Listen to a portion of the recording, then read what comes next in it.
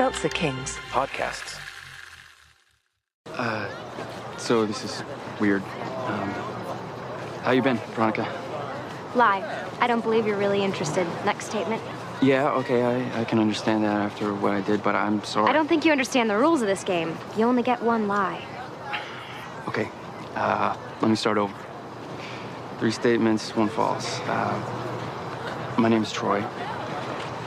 I was a bad boy when we dated, but after a year of private school, therapy, quitting drugs, and dumping my loose cannon ex-girlfriend, I have changed into a more or less good boy. And I communicate telepathically with all denizens of the sea. Right. So, how long before I catch you talking to a manatee? And you have changed not at all.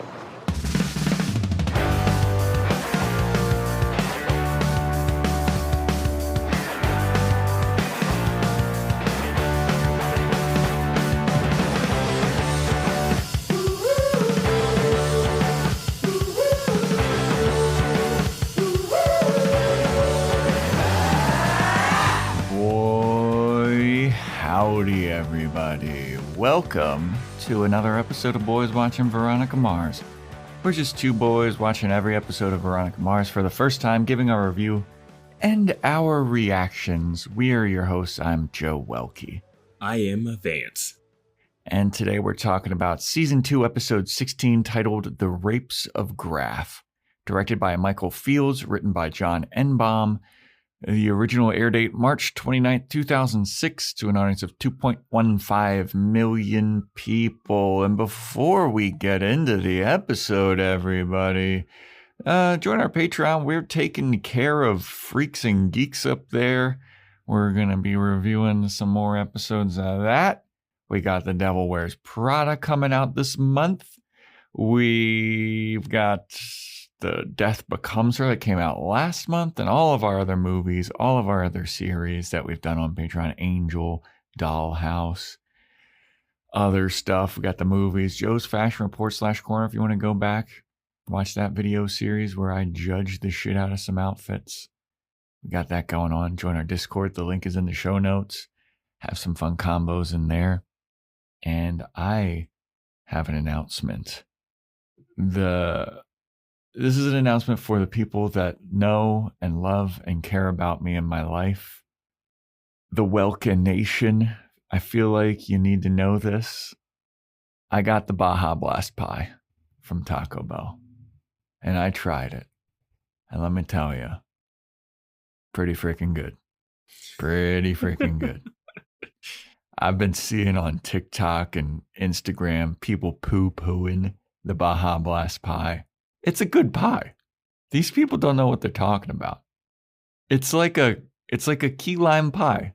Like, what were you expecting from the Baja Blast pie, people that are disgusted by it? It's like it's a lime flavored soda. It's basically a key lime pie that they colored in the Baja Blast color. It's delicious. Longtime listeners of this show will also know that Joe is the foremost person you should listen to when it comes to food.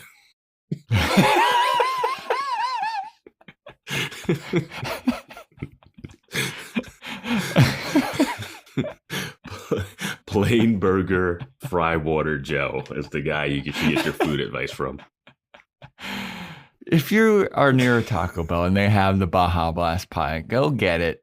It's just like a key lime pie. It's nothing crazy. I think it's just the hype that people gave it. It's not bad. It's good. I have nothing against Baja Blast. I am just not obsessed with it in the world. There is an obsessive fandom to that flavor, which is, yeah. I just don't. I think there's more of an excessive fandom around Taco Bell and by extension Baja Blast. Yeah. I'll give you that. Yeah, and like, but there's some things at Taco Bell that I was like, not for me. Like when they had like a Cheez-It in one of their like crunch wraps, I was like, nah, I'm good. Were you a fan of the Doritos shells or whatever? Doritos Locos Tacos are pretty good. but I usually just get the standard ones. Like if I'm getting tacos from Taco Bell. I tried the Baja Blast Midnight, the purple one, and that was fine. It's not better than regular Baja Blast. It's fine. But the Baja Blast pie is good. It's just a key lime pie. Some people don't like key lime pie. Well, if you don't like key lime pie, I don't know why you would get a lime soda flavored pie. That's all I'm going to say. So that's my review of the Baja Blast pie. I know I had sent a video of it in the Discord, and people were curious about what I was going to think about it. So I wanted to give a review on the airways about the Baja Blast pie. Yeah, I just cracked open one of these Monster Energy Zero Ultras, the white monster. Yeah. The white monsters, putting the white monsters in our mouth. I got a white monster too. I'm having a difficult time opening it. There we go. We got it. I don't know what it is about my being in my older age. Like I can't open them anymore, dude. I was watching Joe use tools and usually like I have a spoon on my desk. Usually I have a spoon on my desk, but I used the spoon to eat the pie earlier and put it in the sink, and so I had to use a safety pin. I'm not even gonna dive into the spoon on the desk thing, but that's what could that possibly be? Why do you have a spoon on your desk? Because if I want to eat a yogurt, I just bring it in and I just have a spoon on my desk. So you have a spoon on your desk, but you don't know if you are going to have the yogurt. Why would you not get the spoon when you get the yogurt? The yogurt would be in the fridge next to the spoon. See, the spoon just stays. I will have this spoon on the desk for weeks. So this is the same spoon? This is the same spoon. Don't get your food advice from Joe. That's I'm just saying. This is why I didn't want to dive into it, because I was like, there's no way a spoon on the desk is a good... I was like, it's no way. It's no way. That's so lazy and so unsanitary. I fucking hate it. Yeah. That's whatever. That's fucking gross. How you doing, Vance? Have you tried anything tasty, delicious in the last week or so? No, I got some based off our talk about the nerds. I got the gummy clusters. I got some gummy clusters because I went grocery shopping, saw them. I was like, we talked about them. I got them. I eat a few of them a day. I don't eat the whole bag. I like them. They're good. I like nerds. Yeah. They're good. I've got a portion control problem. I just like, if something's in front of me, like I eat it all, and it's not good. That's why I usually don't have like sweets or anything in my apartment. I got this discounted trail mix from Target called Scarecrow Crunch. I feel like we're procrastinating talking about this episode. Yeah. All right. Well, enough jibber jabber. Yeah. What were our predictions for this episode? I know mine was about Aaron Eccles, and that was wrong. Yeah. You said Aaron Eccles gets prison rape happening, and no, not even in this episode. Yeah. And I said this would have something to do with the Dick and Sally thing that Beaver brought up, which I thought maybe it might, but no, not at all. No. Dick's just a very interesting character. A prediction that you made a while ago came true in this one. What was that? Because you predicted the return of Troy, didn't you? Yes, I did say he would come back at some point, but and I predicted that he came back another episode this season, but that didn't happen. Yeah. But yeah. Yeah. This title more, it references his last name, which I forgot. Yeah. Graff. And as soon as I heard his name when Veronica said it in this episode, I was like, oh wait, is Troy about to? No Boinskis. But shall we get into the episode? Yeah, let's do it. Opens up with a recap of the River Styx, the Logan and Hannah stuff, finding explosives, and Troy recap.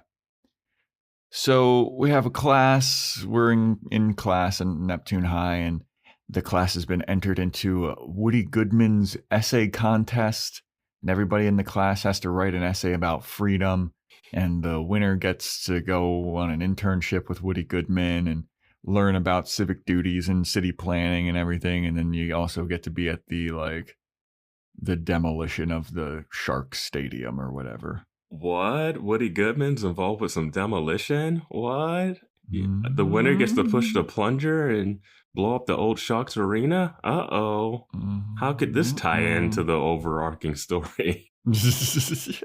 Where's Gia?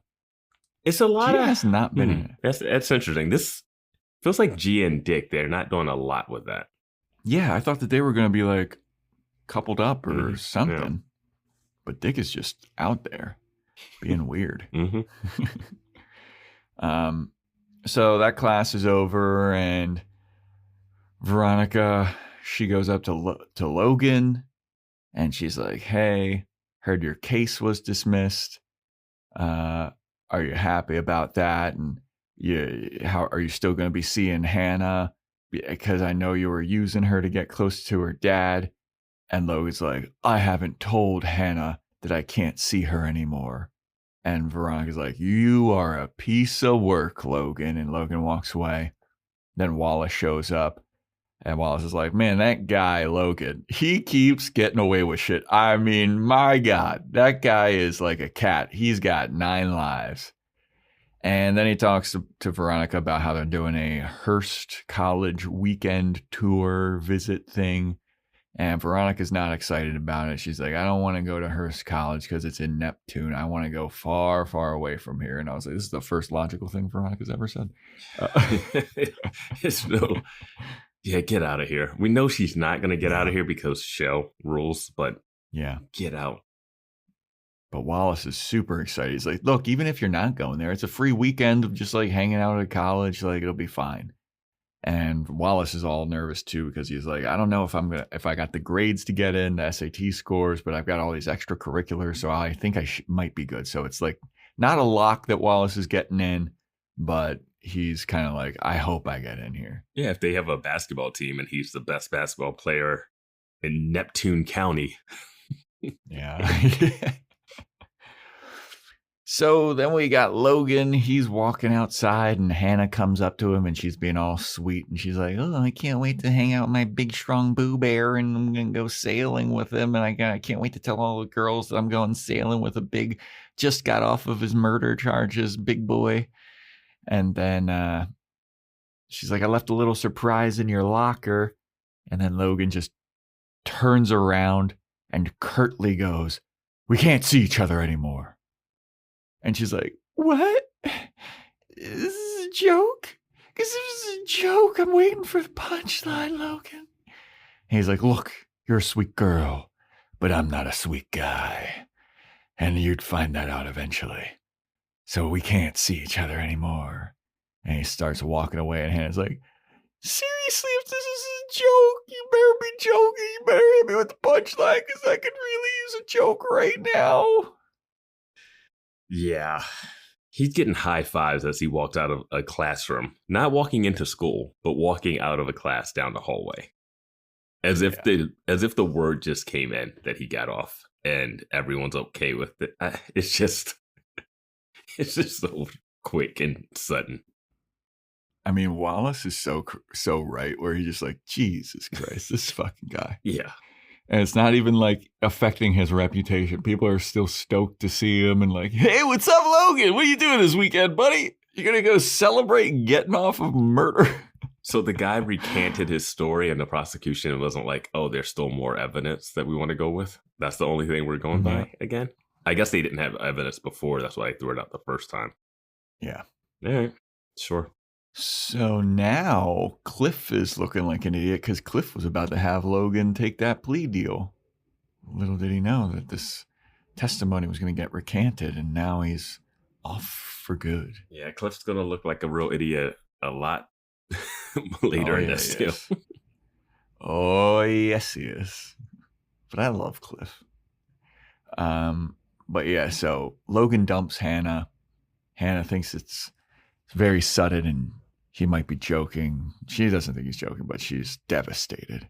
Yeah. She thought she was going to go sailing with a senior. Ooh. Sailing with the son of someone on trial for murder of another student. Mm-hmm. Yeah. We also find out, like, Logan's 18. Mm-hmm. And so how old is Hannah then? This could be getting into some dicey territory. No, they say her age. She's 18? Mm-hmm. What year is she? They say She must she's have been held 18. back. They say she's 18 at the end of this episode. All right.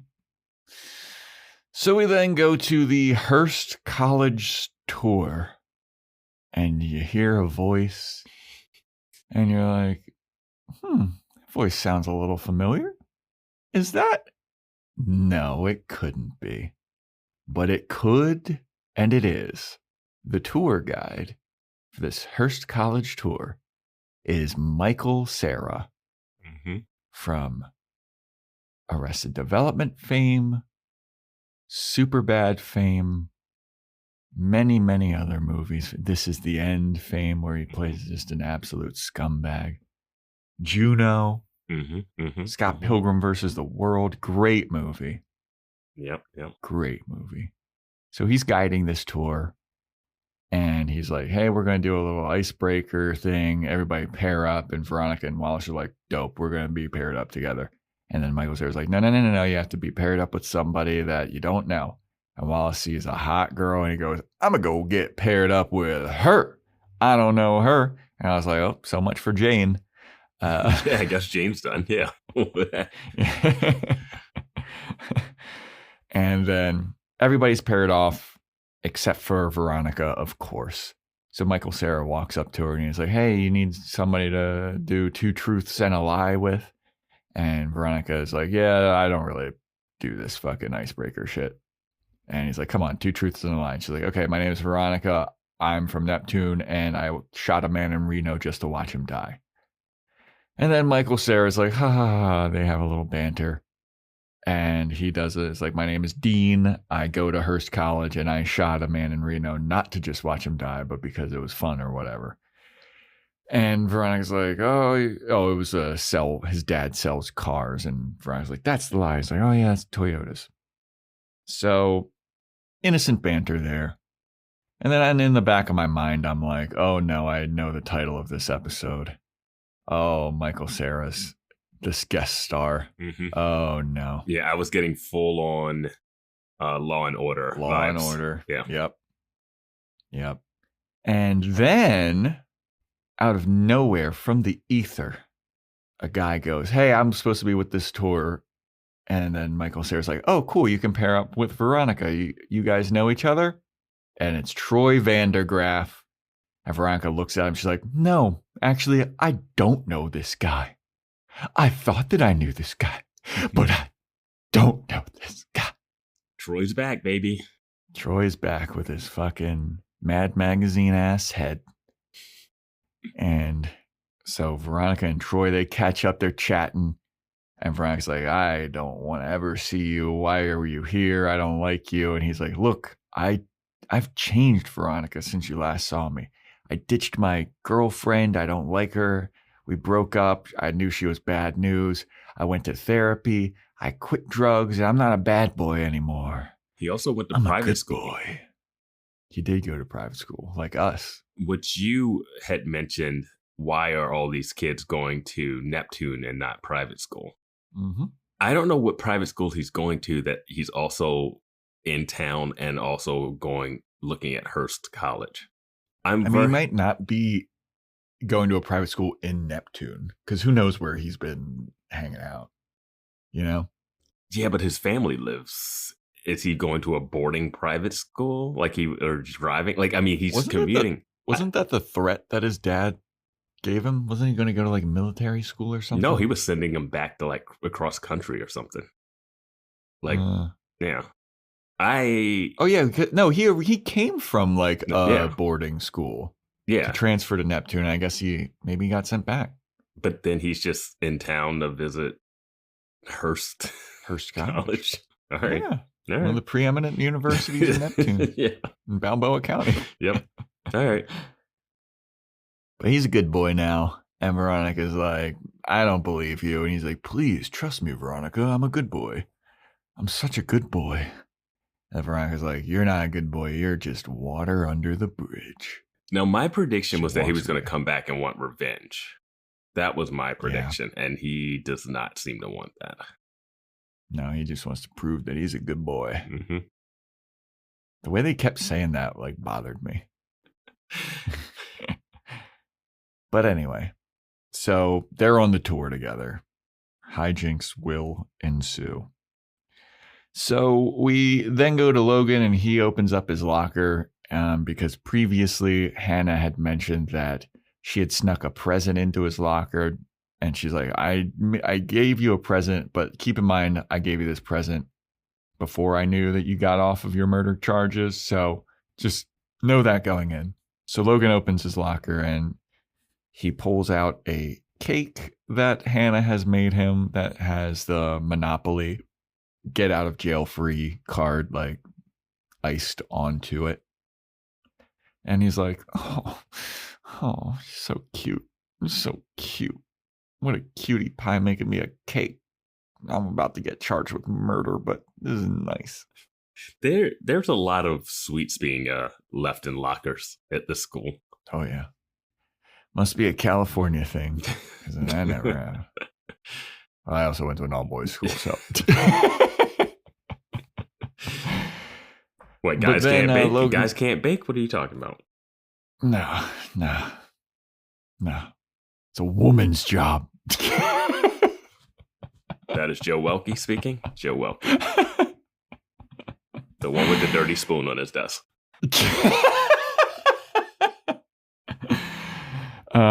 So then Dick shows up and he's like, hey man, we hanging out this weekend?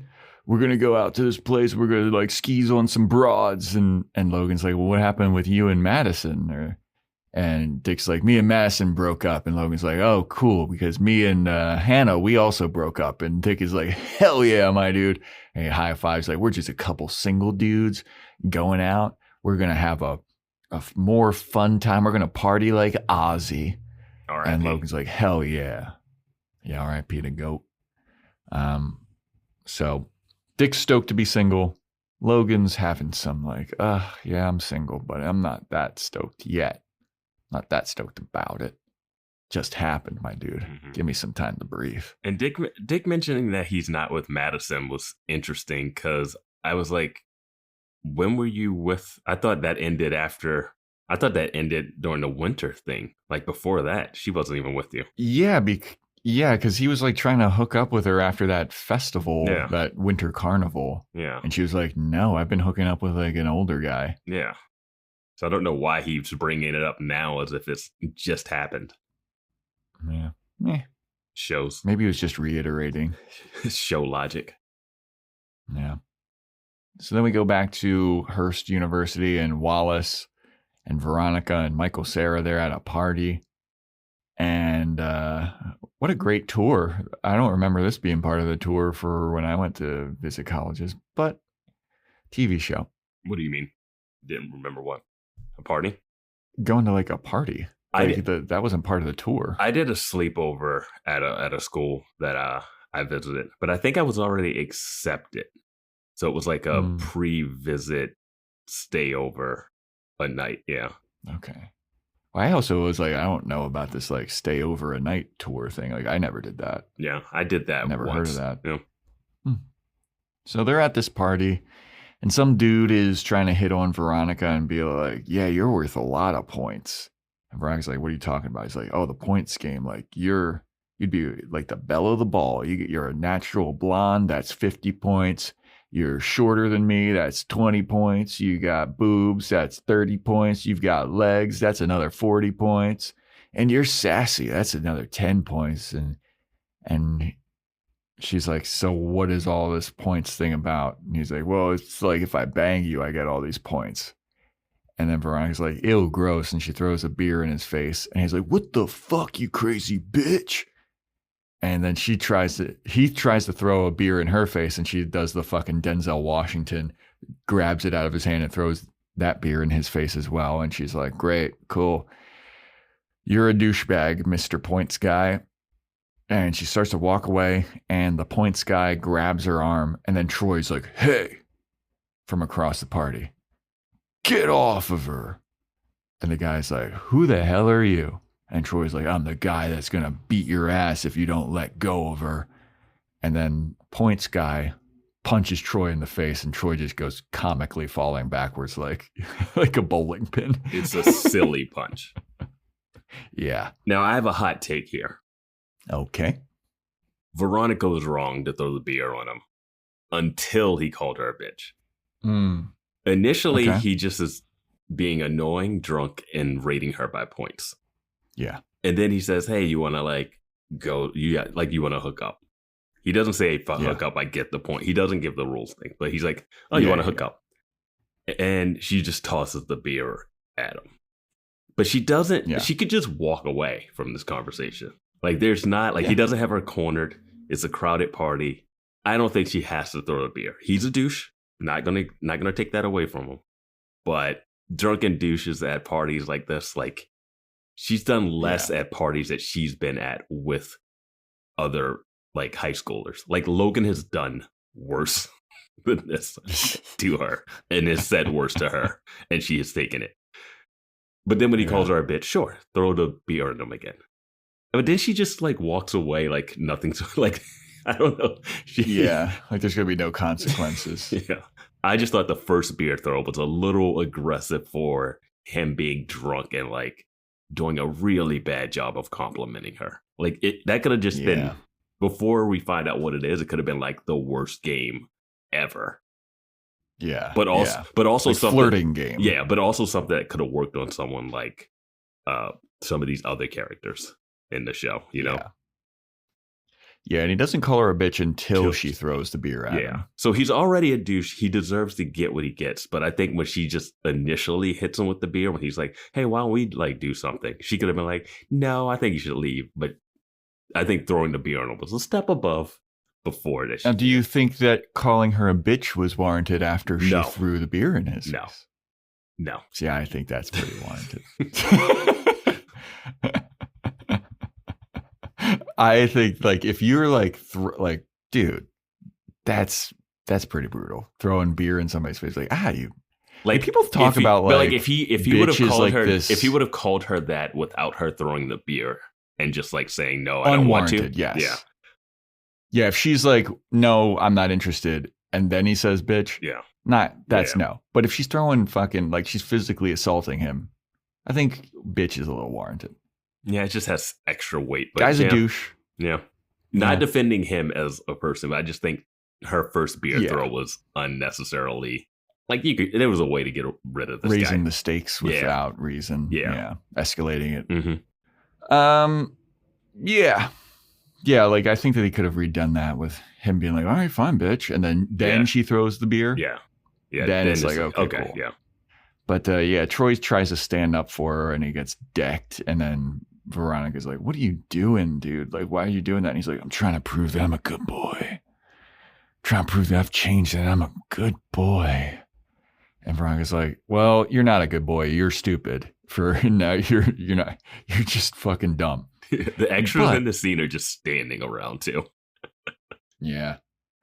But then, may have not worked for Veronica, but it worked for this girl, Stacy, who comes over and she's like, wow, I saw what you did for that girl. That was crazy. That guy's a douche. Anyway, you're pretty hot, and chivalry must not be dead. And Troy's like, you're right. I am a good boy. And I'm glad to see somebody's recognizing this. And Veronica's like, you're incorrigible. And Troy's like, what can I say? Not a lot has changed. And the actress playing Stacy is Alia Shawkat, maybe from Arrested Development. Yep. Double Arrested Development characters in here, which is wild. Was See, I didn't recognize her as maybe here, but then when they had later scenes where it's closer up on her face, I was like, oh my God. I recognized her before the beer point scene because they cut to her talking to someone else to open the scene. But yeah, she's from Arrested Development, Search Party, which is a great show. It's great. So she pulls Troy away to reward him for being a good boy. Wallace, he's jazzed to be at this party, and Michael Cera's there, and he's happy that they're all there and having a good time. And Veronica's like, yeah, I think I'm a little partied out. I think I'm going to head out. So as they're leaving, they see Troy making out with Stacy, and they're like, oh, man. And then Veronica sees the frat guy again that she poured beer on, and he's working the same flirt game, talking that same jibber jabber to another girl, and he's like, yeah, you're like worth a lot of points. You got curly hair, that's 50 points. And Veronica goes up to him and tases him. Now, that was very uncalled for. Like, you can make an argument about the beer. Now, I don't... When a guy punches another guy at a party and it just ends, that's it. It was like no scuffle, no other people came over. The party just continued. No one's even talking about that punching. Wild. The girl that he's talking to at this point doesn't seem to be that annoyed. I need her to look so annoyed that Veronica has no choice but to tase him. She looks like she's eating it up a little bit. Yeah, after she tases him too, the girl's kind of like giggling as well. Yeah, like she obviously at that point that girl wasn't really into what he was saying, but it didn't seem like she was so put off by it. Yeah. So I don't know. When she goes back and tases him, I was like, geez. Yeah, that was pretty crazy. But yeah, there's that. Mm-hmm. So then Keith, he's walking through the halls of the Neptune Grand Hotel. He's on the phone and he's like, hey, what room are you in? Okay, I'll be there in a second. Opens the door to this hotel room and it is revealed that Cliff, the lawyer, is in there and he's handcuffed to the bed. He's naked. Keith is there to save him. Keith is like, what the fuck? And Cliff is like, here's what happened. I there's a gynecologist conference happening here, and they're the most sued doctors in specialty or whatever. They're the most sued specialty in medicine. So I usually go to the gynecologist conference and I hand out my card just in case anybody needs a lawyer. And I met up with this smoking hot lady, met her at the bar, and she handcuffed me to this bed and she stole my briefcase. And Keith is like, Cliff, you dog. Cliff's like, I know. And yeah, so there's that. We get a phone ringing at Veronica's house and Veronica picks it up. Well, we get the answering machine, this relic where Veronica hears Troy leaving a message on the answering machine, and he's like, Veronica, it's Troy. I'm in some deep shit. If you're there, pick up. I need you to pick up, Veronica. So Veronica hears this, she picks up, and she's like, what happened? Why does he have her home number and not her cell phone number? Like, if you were going to remember any of her numbers, I don't think he was calling a house that much. I often think about if I get arrested, to do the whole like one phone call thing. Like, I don't know. He also doesn't call his parents or his dad. Yeah, well, he's like, can't call his parents because parents will kill me if they find out. Probably. But this girl who hates me, I know she's such a good detective. So yeah, honestly, it's the right move to call Veronica. Yep. Yeah. Because he's in the sheriff's office and Troy explains that the girl that he left the party with was date raped.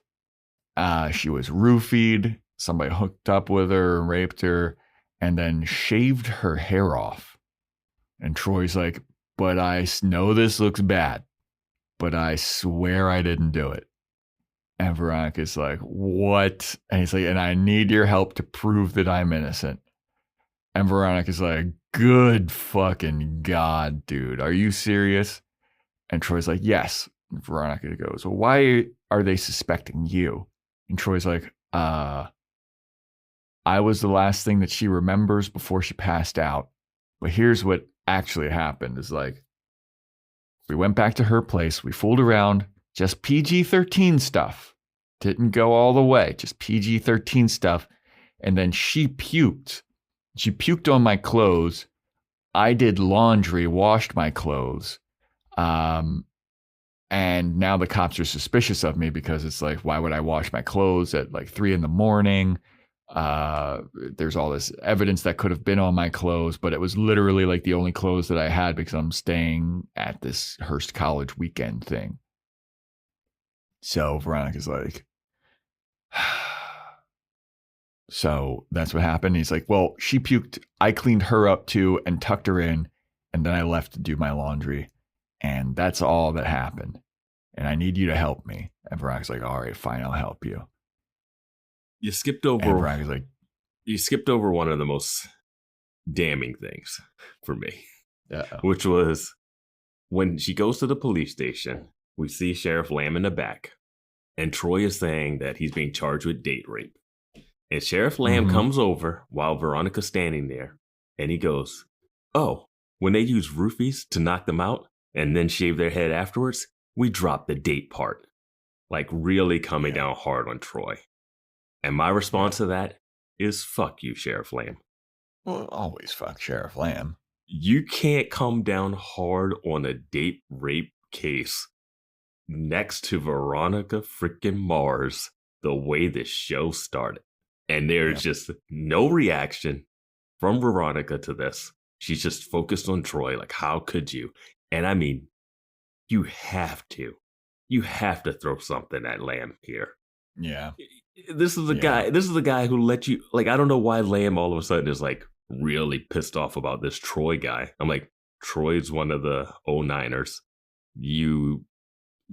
I don't get Lamb sometimes. Like, Lamb just shifts into like, oh, I want to take down Logan. Oh, I want to take down Troy. I'm like, that's not who you were before. He's antagonistic. Like, he's just going against whatever the main story is. Like, he's just antagonizing for antagonistic sakes. But him coming over and just getting on his high horse about date rapes and like rape stuff, it's just like, no, man. Like, they're not even, the show's not even winking at it though. The show's not even calling it out, the hypocritical nature. The hypocritical nature of that. But so when he came back, because I watched him in the background and I was like, is he gonna come over? He's got and he's not even gonna say anything to Veronica. Do you think it's weird that Veronica's coming in to protect this guy after which it's right there? And I feel like if you do an episode like this, you gotta address that. It can't just be this. These aren't just like fun little stories when you bring up this stuff. Yeah. But Veronica's like, I'll help you, Troy. I love getting 09ers off. Yeah. In more ways than one. But do you remember any enemies or anybody that was like suspicious, like who you think could have done it, Troy? And he's like, nah, I mean, there was one guy. He had about like shoulder length brown hair. He had a blue sweatshirt with the pie sign on it. And he was giving me the stink eye because he was hitting on Stacy earlier and she wasn't having it. And then she wanted to like mac on me. So it might have been that guy, but I don't know. So Veronica's like, all right, I got a lead. Mm-hmm. So we have Keith with Cliff. They're looking at some security footage from the Neptune Grand from the night that Cliff got harangued. Mm-hmm. And they see the lady, and Keith is like, well, what was in your briefcase that she stole? Like, was it anything important? Cliff's like, no, nothing important, just every case document that I had. Oh yeah, and the Logan murder case stuff. I was like, and a key to a storage locker that has the remaining files in it too. It's like, geez. Yeah.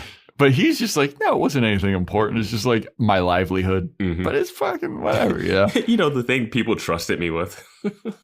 Yeah. But Keith is like, do you have any like backups? He's like, nah, I mean, it's whatever. Like the Logan case, that got like thrown out anyway. So who cares? Doesn't matter. And then you look at the fucking security footage, and Cliff is just motorboating the lady comically. Cliff, you motorboating son of a bitch. And then they're like, oh my God, Cliff, you're such a dog. And Cliff's like, I know. So then they keep watching the security footage, and then eventually we see Sheriff Lamb is in the elevator as well. And he's there with another lady, but the lady that was with Cliff, she like looks at him and gives him like a knowing look. And she has Cliff's briefcase. It's like, this is the last time we see Cliff's briefcase in this scene.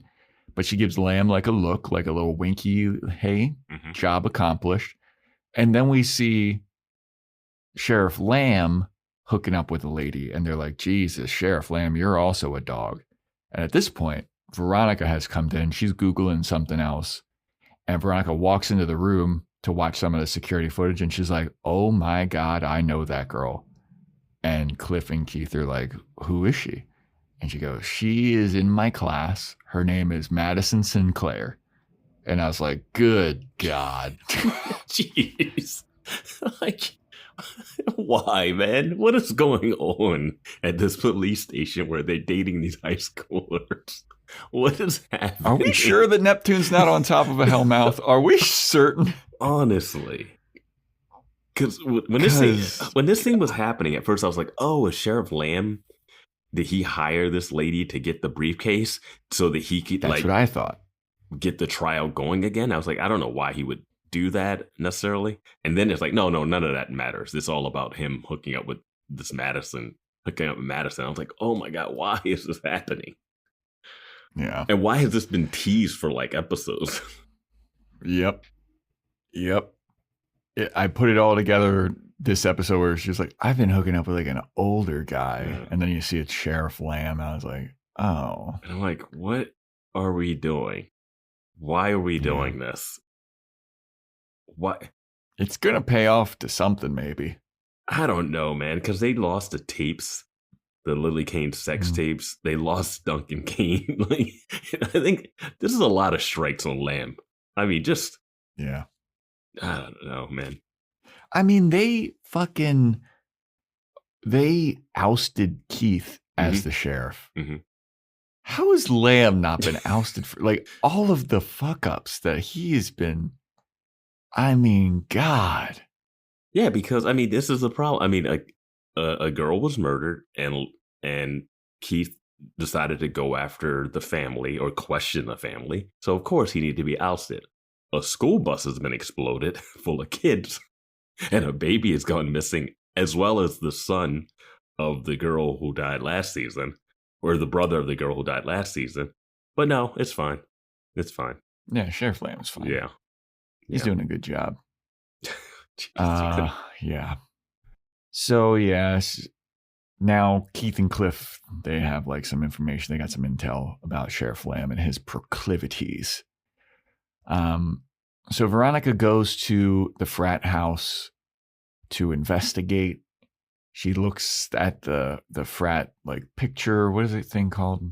I don't know. You lived in a frat house. Name. Yeah, I know. I forget what the specific name is for it, but it's like all the portraits of all the guys that are in the frat that year. And she's like looking for brown hair with shoulder length. Oh, it's this guy, Gordon Peters. I've identified him as my suspect, so he is the only logical thing. There's only one guy with shoulder length brown hair. Yeah. It's got to be him. Mm-hmm. He fits Troy's description. And some other guy from the frat, he's like, hey, who are you? What are you doing here? You're not supposed to be here. And Veronica's like, I'm looking for Gordon Peters. Is he here? And this guy is like, well, no, he's not, because he's at the hospital getting his stomach pumped because he took 18 shots of vodka. And Veronica's like, what a lightweight. The guy's like, okay, cool. You can leave a message for him if you want on his like message board. And Veronica's like, all right, cool. So then she goes to meet with Troy, and she's like, hey, that guy Gordon, he can't be the guy because he's in the hospital. He's getting his stomach pumped. So I don't think he's the guy that did this date rape situation. And Troy, I was amazed, like the tour is still happening and Troy is still like on the tour. What?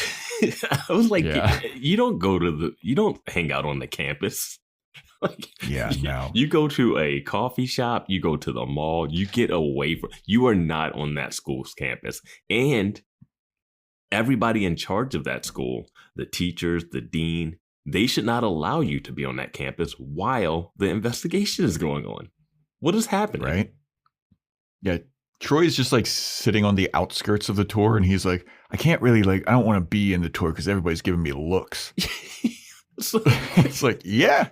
Parents are going to find out that during the school sleepover that someone was date raped on the school, and you're just like, yeah, we're just letting the accused person just hang out. Insane. Yeah. But Veronica's like, yeah, I mean, people are going to give you looks, bud. I mean, you're accused of date rape. That's going to be that's pretty damning. And then Troy gets a light bulb goes off. He goes, hold on a second. I left my name and phone number on Stacy's message board. Why would I do that if I raped her and shaved her head? Like, that wouldn't make sense. And Veronica is like, so if I go to her dorm, your name and number is going to be there if I check? And Troy goes, can't you just believe me? And Veronica goes, I'm going to check. Also, do you want to pass this information along to like the police or your lawyer defending you or anybody? Did anyone investigate this at all? Is Lamb done? what is happening? Why is Veronica the one checking this? I mean, I hated that Troy was like, can't you just believe me? Oh, that was so like, no. That was so weird. It's like, what are you angling for here? Like you need. I was like, what are you talking about? You don't need Veronica to believe you. You need the authorities to believe you because they're the ones the court to believe you. Like, do you not realize what's happening, guy? Also, if he shaved her hair, like that's like serial rapist level stuff, right? Like that is nuts. That's a specific. That's like a serial killer's trophies or something. Like, yeah, that's not like a fun prank. No. Like that takes time too. Like that's nuts. And it's noisy. Yeah. Like I don't know, man. Can't you just believe me? No, I'm gonna check. Actually, I'm done with this case. Like, dude. Oh man. So we go over to Logan and Dick, and they're playing Mortal Kombat. And Dick is all like, oh, I'm going to beat the shit out of you. I'm going to take your spine out and show it to you. And Logan's all distracted. He's looking at Dick like, what is with you, dude? Like, he is not entertained at all. And Dick is like, what's the deal, man? What's going on? And Logan's like, well, you said we're going to party like Ozzy. And this is not partying like Ozzy. And Dick's like, yeah, it's whatever. But like, we're two single dudes. This is what we do. Like, we just hang out, play Mortal Kombat. And like, I don't know why you're not happier. Like, I'm happy to be a single dude. Like, I'm out there. I'm living that bachelor life. And then Dick goes over to the cake that Hannah made Logan. And he's like, whoa, cool cake. I'm going to have some. And he starts cutting through the cake. And Hannah like baked a shiv into the cake for Logan. We booked a file for Logan. And I was like, oh my God, Hannah is ride or die. She really is. She's like, those conjugal visits are going to be a thing. Yeah, I was like, Jesus, Hannah, I thought that you're a sweet girl. I love that Dick just goes over to someone else's cake and just starts cutting down the middle of it. Just like, oh, well, hell, this is interesting. Done. Like, Dick. Yeah. Dick is just unruly. But also, was this really their plan? Because we've seen Dick hang out. We've seen him party. We've seen him want to go places. So it's strange that they were going to go to like Mexico for Surf Town and pick up chicks and all this shit. Like, they go places. Yeah. Like, him being like, we're going to party like Ozzy, and then they're playing Mortal Kombat. I mean, Logan's got a point. Well, that's a fine pregame. I love that there's a bowl of popcorn in the back. There's like beer placed like so strategically. They're sitting like one sitting on the back of the couch, one sitting down. It's so TV framed. But then they have that and they're about to eat cake and they made a bowl of popcorn for some reason. But why are they not getting ready to go? I don't understand Dick. I don't understand why Dick doesn't want to go out. Like, go to a bar. Go to the hotel lobby. Dick's gay. I think Dick might be gay. I have said that before, too, and predicted that. But then there was other stuff. I don't know. I thought it was going to lean into that even more here. I really thought they were going to go. Because he's like, yeah, you're not with a chick anymore. He's like high-fiving Logan. Yeah. He's like, let's all party. And then they're just like hanging out, the two of them. I was like, are you gay, man? Yeah, but it wouldn't even track for, even if he was gay, he'd still want to go do something. Because he was giving Logan shit when he was with Veronica for not wanting to go to Tijuana to see your frogs or something. I don't know. Yeah, I don't know. Yeah, Dick's... And it doesn't really pay off. The Dick stuff doesn't pay off this episode at all either. Because it opens with a shot of him. It opens on a shot of Dick finding out about the whole, like, Woody Goodman stuff. The freedom essay thing. Yeah. I don't know what they're doing with Dick. I don't know. But after Logan sees the file that Hannah left for him, he's like, what a sweet girl. And he just like chugs a beer. Oh my God, the way he's drinking that beer is so ridiculous. All right, we're life takers and heartbreakers. Good. He looks like a gerbil drinking from one of those like water spouts. Yeah, man. But yeah, good on Hannah, man. Ride or die for this guy that she's barely knows. Who told her that her dad isn't who you think he is? Like, so I mean, I don't know what Riz that Logan's working with. It must be all off screen. But Hannah is more put together than like Wallace and Veronica, because Wallace finding out like, oh, I might have a different dad was like, whoa, I don't, what's going on? I gotta leave. Hannah's like, wait, my dad is working with the mob and is about to frame a high schooler for murder? Oh, well. Yeah. I gotta get to cheer practice. What was she? She runs track or something? I don't know. Yeah, she's on something. Yeah. Maybe like volleyball or something. She's pretty tall. Mm-hmm. I don't know. But yeah, so when we go to Veronica, Veronica's investigating this Troy lead where she's like, I'm going to see if he actually left his number and his name on the board. She goes up to the message board. She's like, well, it is there. It's half erased, but he wasn't lying about that. And then Stacy comes out of her dorm and she's like, hello, can I help you? And Veronica's like, oh, hey, no, I was just looking for something. I was at that party last night that you were at. And she's like, oh, you were at the party? How was your rape? And Veronica's like, geez, sorry. Then the girl takes off her bucket hat and she's like, I got my head shaved, motherfucker. Wasn't fun for me. I love that Stacy is doing a Veronica impersonation. Because that's exactly what Veronica was doing the first season. Yep. This is the worst bald cap ever. This bald cap is terrible. Yeah. Oh, yeah. It's the worst bald cap. It's so bad. Well, I also just don't know what Veronica's trying to do here in this like next, like, it seems like she's like trying to bond with her over being raped, but Veronica was like in denial about her. She's like, it was consensual, but we were just like on drugs. I wrote down the line that she tries to say, because it's a real weird one. Like Veronica's trying to make Stacy feel better. And she goes, it's going to suck. And then it's going to suck less. And I did not love that line. I mean, you could say that about any trauma that you have. It's going to suck a lot at the beginning. It's going to suck less later. But for Veronica's case, it sucks less because she found out it was consensual, quote unquote. Yeah, quote unquote. Guess what Stacy's not going to find out? Yeah.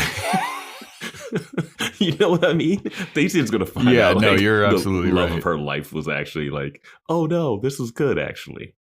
It's going to be better. You're going to find out you love having short hair.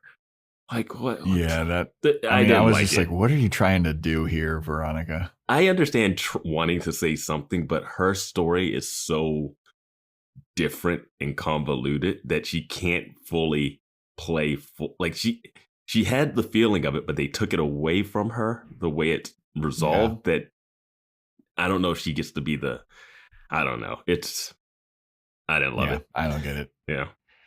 But then the girl, Veronica's like trying to walk away, and the girl's like, so did they catch the guy that did it?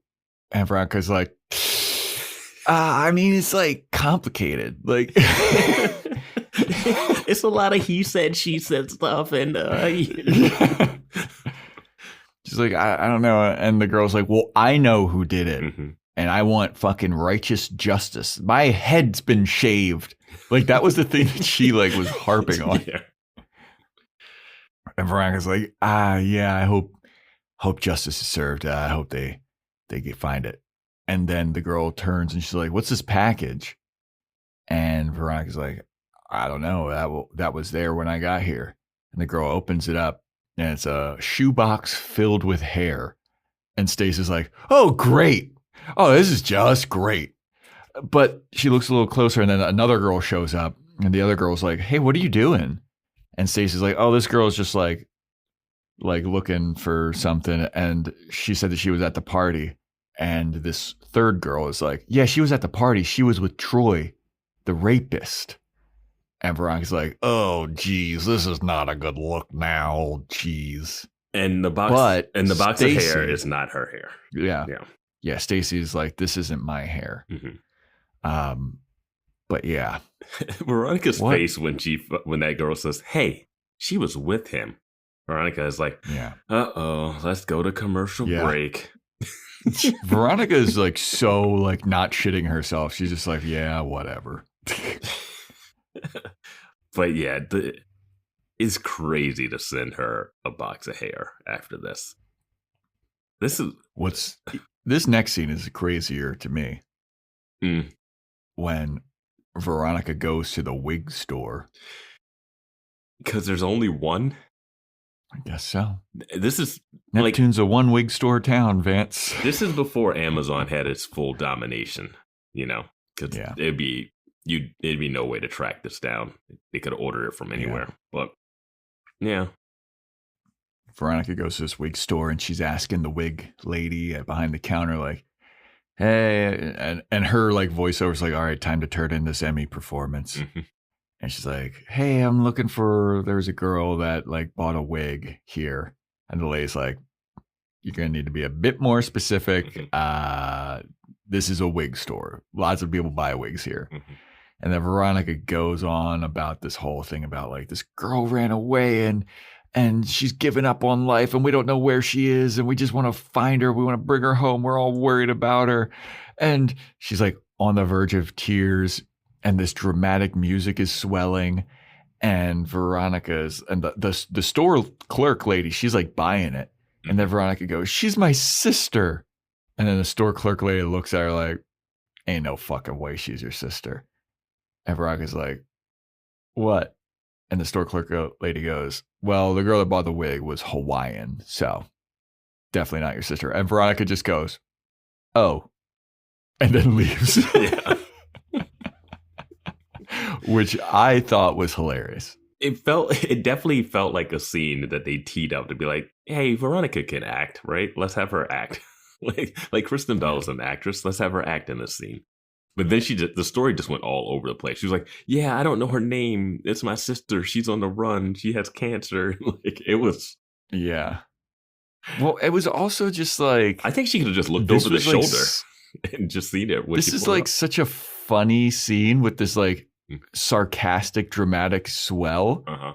But the subject matter is so like she's trying to solve a rape. And it's like this quirky, funny scene. And I'm like, this doesn't feel tactful. Yeah, the thing here is very interesting. Oh, now that I'm thinking about it, she got really lucky here because they find this other hair in the box. So her thought is some other girl must have had her head shaven. Mm-hmm. That is what she thinks based off this box of hair. Now, when we get to the end, we'll find out where that hair came from. But this really lucked out that this jump in logic led her to this. Because she's at this place because she's like, I need to find out who a second victim is. And I'll do it this way. But yeah, that shouldn't really that really worked out great for her. That box of hair worked out perfectly. Kind of. Yes, it did. All right. We'll talk about it when we get to it. Yeah. So then Veronica goes to Cera's dorm and she's like, hey, how do I find a Hawaiian? And he's like, go to Hawaii? And she's like, no, I mean like on campus. Like I'm looking for a Hawaiian girl. And he's like, oh, well, there's like a Pacific Islanders club and they have like a lunch group at the student union. They meet on weekends, but that's about the best I can do for you. And then Veronica's like, thanks, Dean. She walks away. And then she's walking past the dorm and she stops. She walks back and she sees a CL on the message board. And she goes, hey, Dean, what is this CL thing? And Dean comes out. He's like, oh, that's like a number thing. Like the Pi Sigs, they have this game that they play where they rate girls based on points or something. And like whoever gets the most points wins. And if you don't get points, if you don't score high enough, then you get punished. And Veronica's like, what's the punishment? It's like, well, they get their head shaved. And then Veronica's like, a clue. And it's like, wait, you know all this, Dean, and you're not being interviewed by anybody? The cops haven't asked you questions? Yeah. Is that, hey, there's a person who had their head shaved and there's when Dean laid out all this information, I was like, oh my God, Dean did something. He did something. Cera's not innocent in this. And the C is 100 in Roman numerals. L is 50. So they're using Roman numerals. But he's got all the info. Because Veronica remembered seeing CC on Stacy's dorm or something. Yeah, it was like CCC or something. Or CC. Yeah, it was just CC, I think. Yeah. So Veronica sees this as she's like, oh shit, I got a clue. Thanks, Dean. Thanks for the information. So then we go to Keith and Cliff at the sheriff's office. And Lamb comes in. And they're like, hey, Lamb, mind if we ask you a couple questions? And Lamb's like, fine. And then they ask Lamb, they show him a picture. He's like, do you know this girl? And Lamb goes, nope. And he's like, great talk, guys. Mm-hmm. And they're like, oh, we think you do know this girl. And then they show him a picture of her and him making out. And then they're like, let's go over into this corner, the blackmail corner over here. Mm-hmm. And Cliff pulls out another picture and he's like, I know that you're like hooking up with this high school girl. And Lamb goes, so what? She's 18. It's legal. And Keith goes, oh, that's a great campaign slogan. And he pulls out like a photoshopped campaign thing that says like Sheriff Lamb with the quote, she's 18, it's legal. Mm-hmm. And Cliff shows him the other picture of the lady that stole his briefcase. I love the idea of them thinking about this. And they're like, hey, give me like 10 minutes. I want to make a fake poster when we bombard him with evidence. Yeah. Just in case he says she's 18, I have a comeback that'll be so fun. This is so funny. Yeah. But Cliff is like, we don't really even care about the girl that you're hooking up with, the high schooler that you're hooking up with. We don't care about that. Who is this lady that stole my briefcase? And Lamb goes, she's an escort. I've picked her up a couple times for doing escort type shit.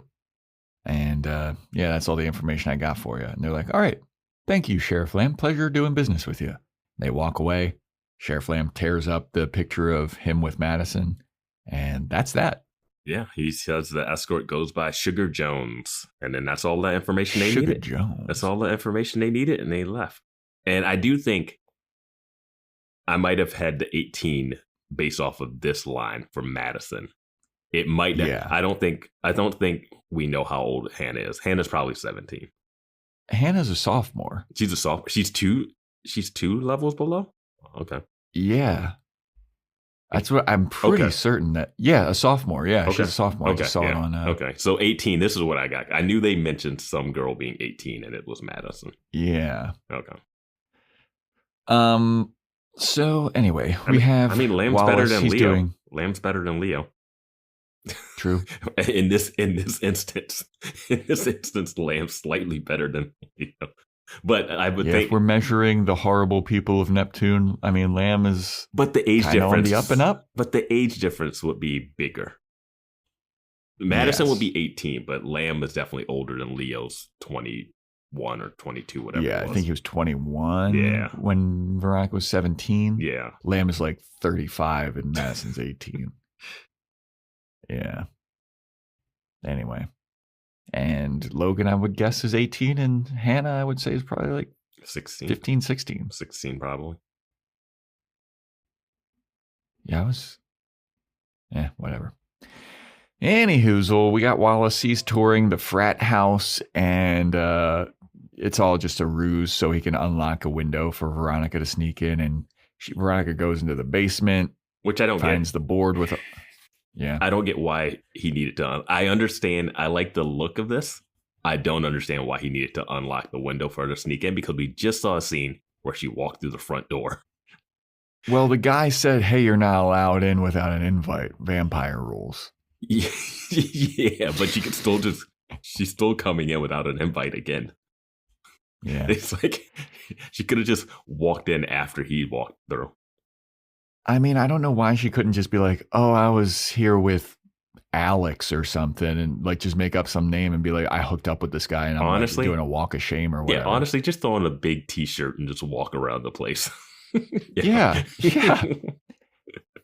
Exactly. Yeah. Like people would be like, somebody got laid last night.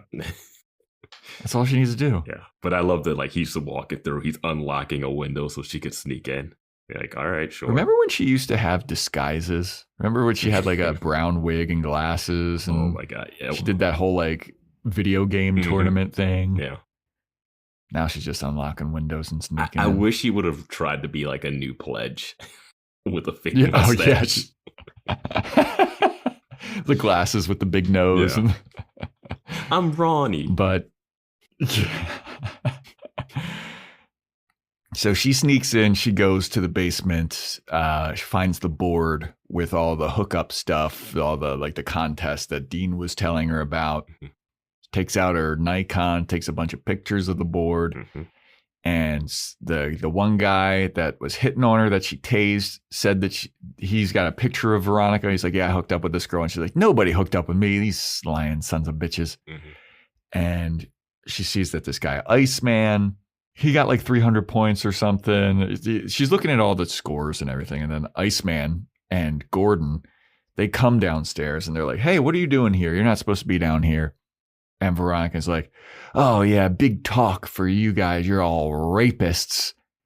And Gordon's like, "We're not fucking, what are you talking about? Iceman got 300 points because he fucked the dean's wife."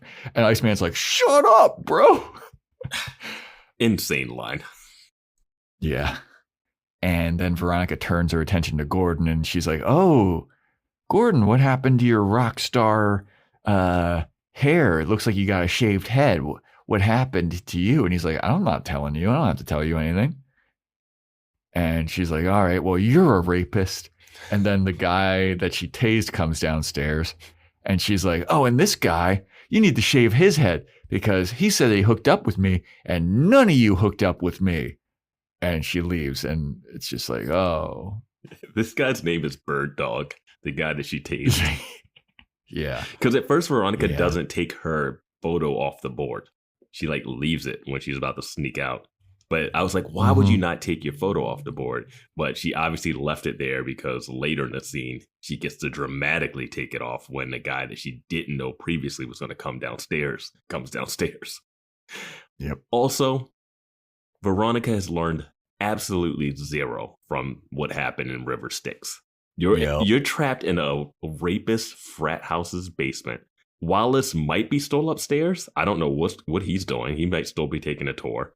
But he's still taking the tour. You are surrounded by two guys bigger than you that you're accusing of rape in a basement. What are you doing? Yeah.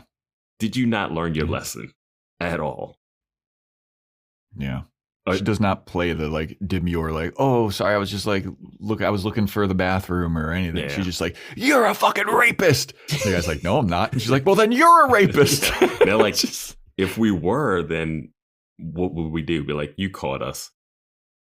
Or would we try to snuff you out? What are you doing? Yeah. You're one taser's and then the third guy comes down. It's like 3-on-1. Yeah. It's like, dude. You're going to get you and Wallace killed. Yeah. So Veronica leaves unscathed. Yeah. And she goes to the After Pacific Islander lunch group. And she's like, I don't know who's got a wig here. I just gonna have to guess. I'm gonna go with a hunch. And she sees a girl with pink hair, and she's like, hey, girl with the pink hair, where'd you get your wig? The girl's like, this isn't a wig. This is my hair. Yeah. And then Veronica's like, ooh. Well, anyway, does anybody know where I could get a good wig from? Whatever. Whatever. This is awkward. I'm leaving. And as Veronica's leaving, like another girl's like, hey, if you want to get a wig, you should go to fucking Tawny's on 3rd Street or whatever it was called. Mm-hmm. And Veronica's like, oh, cool, thanks. And then Veronica like hides behind bushes and waits for this lunch group to meeting to adjourn. Yeah. And then the girl that gave her the information about the wig, she just like pops up out of the bushes like, hey, what's up, wig girl? I just want to ask you a question about, were you raped and had your head shaved? Yeah. It's just like, Jesus, dude. And this girl is shorter than Veronica, so you know she's short. Yeah. And the girl's like, yeah, I mean, I did have something like that happen. Oh my gosh, dude. I mean, yeah. Yeah. The tact that Veronica has is non-existent. For someone who has been through a similar situation, she's like, hey, get it together. I'm trying to solve a case here. Yeah. Yeah. So Stacy is meeting with the Dean of Student Affairs or something. Yeah, the Dean of Student Affairs. Mm-hmm. And she's like trying to get to the bottom of this like Troy thing. And Veronica, Stacy got like a note that was like, hey, you said you wanted to meet with me. And the Dean of Student Affairs is like, I don't even know who the fuck you are, dude. I really should. I really should. I really should. Considering what happened. But Veronica shows up with the Pacific Islander girl. And Veronica's like, it was me. I gave you the note. And I got to tell you something. It wasn't Troy. And Stacy's like, I don't believe you. And Veronica goes, well, this girl right here, this Pacific Islander girl, she was raped and had her head shaved too a month ago. So it couldn't have been Troy because Troy was across the country. So it was somebody else. And I was just like sitting there watching this, and the Hawaiian girl was like not saying anything. Veronica's like talking for her. And I was like, God damn. Her only thing is to take her wig off and show her shaved head too. And you're like, and we're like, oh God, don't put it back on. We can't look at this. Yeah. Oh, the horror. Yeah. And Stacy's like, it happened to you too? Same thing? And Hawaiian girl like nods her head. She must have been getting paid by the line. Yeah. And Stacy goes, well, were you sent a box of hair? And the Hawaiian girl goes, no. And Veronica goes, that wasn't your hair or her hair. The hair that you were sent was Gordon, the frat guy. That was his hair because he sent it to you as like a fuck you because you weren't having him like flirt with you. Like you weren't because he wouldn't hook up. Acquiescing to his flirts. No, because if you don't hook up with a girl, you get your head shaved. And because he got his head shaved because she wouldn't hook up with about that. Now, the thing about that is the hair that Gordon, which is also a huge dick move to send that to someone who was, did he send that knowing that she was, like, how many people know that she was is it like, I think everybody has to know that, but does that frat house know that she was date raped? Because sending the hair is a dick move, but it's less of a dick move if you don't know that she I feel like he has to know because like everybody was giving Troy dirty looks on campus, remember? Yeah, but that's the tour group. I don't know. Yeah, it's tricky, but I think it's a dick move regardless. But yeah, it's slightly less if he doesn't know. But I think whatever he said it. The thing that's tricky about that is him sending that hair made Veronica assume that there was a second victim. Yeah, but the hair had nothing to do with the second victim. The hair is just like her going to a wig shop and finding out that someone else went there and that someone else happened to him is so happenstance because the hair being sent wasn't even a thing. Yeah. Like you brought up earlier, it's so lucky that this happened to fall into place for Veronica, because this had nothing to do with her initial hunch. Because Gordon being an asshole and sending the hair is what sets off this thing. Like, if he doesn't send a box of hair, she doesn't go to the wig shop, she doesn't find a second victim, she doesn't have the plausible deniability for Troy. So it's so crazy how that worked out. Yeah. But then Veronica gives the pictures of the bang board from the Phi Sigs or Pi Sigs or whatever. She gives it to the Dean of Student Affairs, and she's like, I also thought you should know that this is going on your campus. And the Dean looks at the pictures and she's like, dudes are hooking up with girls and keeping scores. Disgusting. This will go to the top of the list. Tracking down the serial date rapists on the campus, back burner. Yeah. So then we have Michael Cera. He's ending the tour. So yeah, that was the end of the tour. Thanks for coming to Hearst College. I hope you guys had a good time. Troy comes up to Veronica. He's like, hey, all the charges were dropped. Thanks, Veronica. And she's like, yeah. And he and Wallace are all chummy. Like, he gives like Wallace like a fist bump, and Wallace is like, hell yeah, see you at Hearst next year. And they're like, let's go Hearst. I was like, were they bros? Do you guys still realize that someone was assaulted on this campus, right? Like, maybe it's not that great of a place. Like, why are they so happy? Like, well, I also love like Wallace's line. Like, well, Michael Cera also randomly comes over and he's like, hey, also, Pi Sigs, they got busted for the pictures that you took, so they're on double secret probation or whatever. Yeah. And Veronica's like, all right, cool, there's justice. And Wallace is like, hey, you should absolutely go to Hearst. And Veronica's like, I'm never going to Hearst. And Wallace is like, what are you talking about? You'll be so comfortable here. You've already made a fuckload of enemies. It'll be like, you're just like right at home. Yeah. Wallace is talking about like he had such a great time these 2 days. And I'm just like, is no one realizing what happened to someone else? Like, they're just, all right. No, especially Wallace, worked out well for the main characters. Especially Wallace, who sat on the bed with Veronica when she laid out her whole story. Like, but I guess no one cares about maybe from Arrested Development. Everybody, it worked out for everybody else. Yeah, the main people. Yeah, and the Hawaiian girl, the ones that we'll see again. Yeah. It's fine. Yeah. But speaking of maybe, aka Stacy, she goes to the frat house. And she goes up to Gordon, and Gordon's like, what are you doing here? She's like, I thought that you would maybe want this back. And she pulls out a Ziploc bag filled with his hair. And he's like, I don't want it back. And she goes, too bad. And she throws it into a ceiling fan, and it just goes everywhere. And Gordon's like, whoa, crazy bitch. And then she walks away. And I didn't realize this at the beginning of the scene, but she has like a tiny dog with her. Yeah, she's a dog on a leash with her. Why? It's like, what? She hasn't had a dog the whole episode. Yeah. And dogs aren't allowed on campus. Because the dog makes her throwing the hair and then running away clunky. Because she has to like run away quick, but she has a backpack on and she's got like the dog on the leash. And it's just not a smooth getaway. Yeah. Also, it was very weird. What? That's your... Yeah, no. That's the get back? Yeah. Well, did we? Yeah. What were you going to say? And that's kind of the end of this storyline. Yeah. Yeah. So we don't really know what happened to Stacy.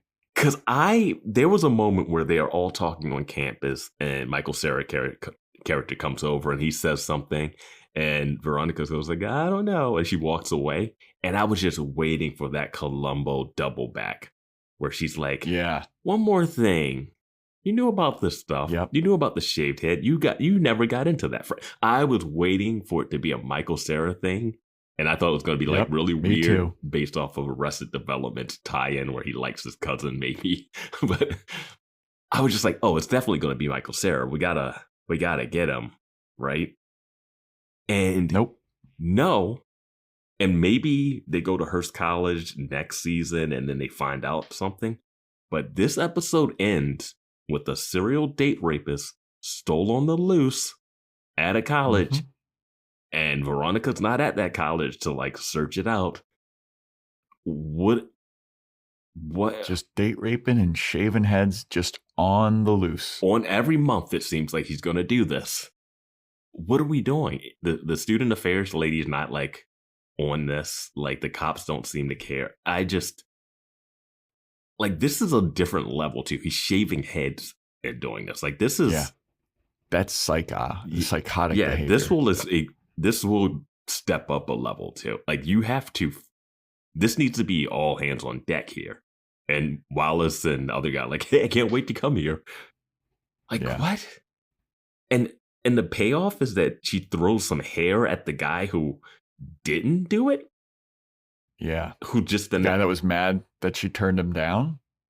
Like he's still a dick move, but like throw the hair, but that doesn't solve the main thing. The hair is the only. Yeah, that's not the victory that you think it is. You know? I don't know. I honestly didn't like the fact that they just didn't. Why not find a victim? Why not find the perpetrator in this episode? There's no reason for us not to know who did this. I can't see it. I can't see prolonging this head shaving date rapist as a plot point this late in the season where we still have so much other stuff. Just wrap it up. Just find somebody and arrest them. Like, why can't we just feel good about this? Why does we have to string it along? Is it never going to get a resolution? Is this the resolution? Yeah, I think that is. The guy's still at large, the rapist. I mean, we don't let Leo get away with trying to help his like sibling or cousin get it. You know. Yeah. Logan stole and destroyed evidence. Yep. He's fine. Yep. Logan roofied his friend who led this. It's fine. I just don't understand why we're letting people get away. Like Dick tried to roofie Madison. Madison. You just wanted her to have a good time. Yeah, that's all he was gonna do. Also, him being gay after that will be real tricky too. But I just hate that they don't give a resolution to this. Just find someone, make it some guy at the party, make it Michael Cera, do it. That's it. Make it the fucking guy that was talking about the points. Yeah, I thought I actually tased. I actually thought it was going to be the guy that she first runs into, who's Iceman. When she first goes to the frat, I was like, oh, maybe it's going to be this guy. Make it anybody. I don't even care. Make it some random guy I don't even know. Just give me some type of... I want justice served. I just want some type of peace of mind for the victims that we now have 2 of. Yeah. And you just walking away with like, you know what? All well that ends well. Troy's innocent. I was about to say, it wasn't Troy, so who gives a fuck if it was somebody else. God, that's all my mission was to prove that it wasn't Troy. I just really don't. I don't like it. I don't get it. I don't know why you would do this. I don't get it. I'm with you. So this is the point of the episode where I feel like the horror movie starts. This is the horror movie breaking point. And it was so much more stuff. There's so much more stuff. I'm looking at my notes. I was like, wow, the main story kind of like wrapped up and there's so much more story. The main story did not wrap up. The main story just decided to be done. Yeah, true. Just arrest someone. So we go back to Neptune High and Logan's sitting on his bright ass yellow Nissan Xterra and Hannah's walking by with her cheerleader, volleyball, softball, field hockey teammates.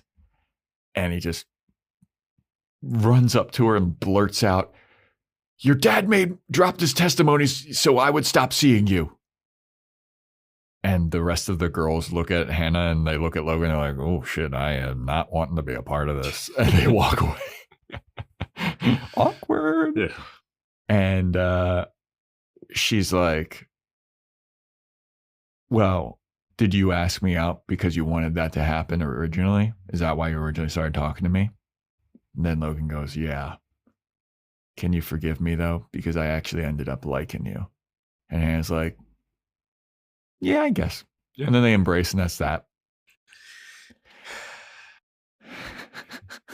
I absolutely hate Logan's open mouth pouty face. Yeah. I hate it. I mean, back to Wallace's comment, like, this guy, he's made of Teflon. Like, Hannah's like, yeah, that's fine. You used me, but whatever. Hannah's not even like going to put him through the ringer of making it being like, I don't know. Like, you got him on the ropes. Like, even if you are going to get back with him or whatever, you can get something out of it. String him along, make him feel the pain, make him doubt it, make him twist in the wind or something. Yeah. But she's young. Get something. So she make him get you like a necklace or something. I'm not thinking forgiveness. About No, you gotta use this to your advantage. Get a Baja Blast pie out of this shit. Yeah. Get something out of this. Hannah. No, I'm saying just make him feel as bad as he possibly can, and then you bring him back up. But I just hate, like, and Logan had this look. He had that weird look too when he first saw her, and he was walking down a hallway with Hannah, and he had that like mouth agape, like, I don't know what to do. Yeah, and it's just like, I don't like it. It's a weird look. Yeah. I know it's his move, but not a fan of the open mouth pouty face. And then they like put their foreheads together. Yeah. Yeah. I didn't know what to describe. I put they embrace because they didn't kiss, but they did the forehead touch. Yeah, which is just a whole nother level for high school that I don't remember. Yeah. I mean, they have been through a lot in these last 4 weeks or however long they've been going out. Yeah. Anyway. So Veronica, she comes home and Keith's at home and he's like, Veronica, you're home early? And she's like, yeah, I decided to skip out on the rest of the tour and the goodbyes and everything. And then there's a knock at the door and Veronica looks at Keith. She goes to answer the door and she opens the door. And Veronica goes, Dad, your hooker's here. And Keith goes, escort. And he's like, go to your room, Veronica. And Veronica's like, okie dokie. I don't know what the fuck you're up to, but I am going to my room. So that's wild. The sex worker escort lady comes into the house and she's like, so what'll it be, big boy? And Cliff comes out from the back room. He's like, it'll be a couple of questions for you, my dear sweet lady. Why'd you steal my briefcase? And she's like, I don't know. Some guy hired me to do it. Said that he'd pay me triple the rate. And I don't ask questions, so I just stole your briefcase. And they're like, well, who was he? She's like, I didn't get a name. He's like, well, where's my briefcase? She's like, I don't know. I dropped it off to the guy in a garage. And that's the last time I took it. And they're like, that's all you got for us? And she's like, yep. All right, I'm leaving. And she leaves. And then Cliff and Keith are like, okay.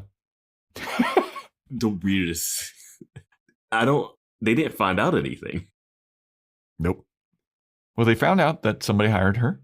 Mm-hmm. And it was in a garage. So maybe they'll look at the security footage of the garage? I guess. I mean, sure. I don't know. Yeah. The thing too is this escort was like, oh, your daughter's here. I guess we'll have sex on the couch with her in the back room. Like, jeez. Also, she goes, hey, someone paid me triple, so I just stole something from you, which is a different crime altogether. Yeah. They're not even holding that against. Like, you could take her to the police station and say she stole stuff, and she would be like, I'm an escort. And you could say, maybe this escort level was legal. I don't know, but they didn't get anything out of this. Yeah. I don't know. It was a weird scene. I thought we would get like a little tidbit. Yeah, maybe another little crumb. Yeah. For them to follow. I'm not sure. But I think they'll check the security footage of the fucking garage. Like, there's got to be security cameras in the garage. I don't know. Yeah. But, yeah. So that was that scene. And then we go to Logan and Hannah. They're back at the Neptune Grand. They're hooking up. And boy, it's essential. This gets real sensual. Yes, it does. It is like intimate and sensual, and they got the romantic music playing. Mm-hmm. But then you see clips of the elevator, and it's going up to the penthouse, and you see 3 men's feet walking to there. I was like, oh my God, no. I thought Hannah was dead. I thought she was too, dude. I thought she was too. It's like, I just remembered Logan warning her about like, hey, the last girl that he was dating got almost shot with a shotgun. I thought that Hannah was a goner, dude. I was like, how is Logan going to get off of this case too? Yep. He got off of one case, found with another dead blonde in his, like. Yep. Oh, man. So they break into Logan's hotel room as he and Hannah are hooking up, and it's Dr. Griffith, and he comes in, he's like, Hannah, get dressed. I told you to never see her anymore. And Hannah's like, I'm getting dressed. She's putting her clothes back on. Dr. Griffith goes up to Logan. He's like, I said never see her anymore. We had a deal. And Logan goes, we did until we didn't. And then he's like, the case is dropped. What are you going to do to me? You can't do anything. And there's nothing that you can do that's going to stop me from seeing Hannah. And then Dr. Griffiths goes, you want to bet? And I was like, the guns are coming out. This guy works with this guy works with the gang. Like, this guy works. Who were the other 2 dudes that was with him? Where were they? Like, they're just like not even really in this scene. No, the 2 guys that were with him are like hotel security because they had a key card to the door. Oh, that was hotel. I thought it was like mobsters with the Fitzpatricks. No, they had a key card. Okay, well, I mean, that's fucking somebody. Keith had a key card. When he broke into Cliff's room, he had a key card. He chucked it in. Yeah, but I mean, I'm just saying, like, but everybody in this town's crooked, dude. No, but Keith mentions that he's friends with the security guy because of when Veronica was dating. So he could obviously have been like, hey, I got a phone call. This guy's in this room. Got a key card for it. All right. But this guy, he's walking with like security because he's like, hey, my daughter's in this room with this guy. And that's why they're walking with him to the room.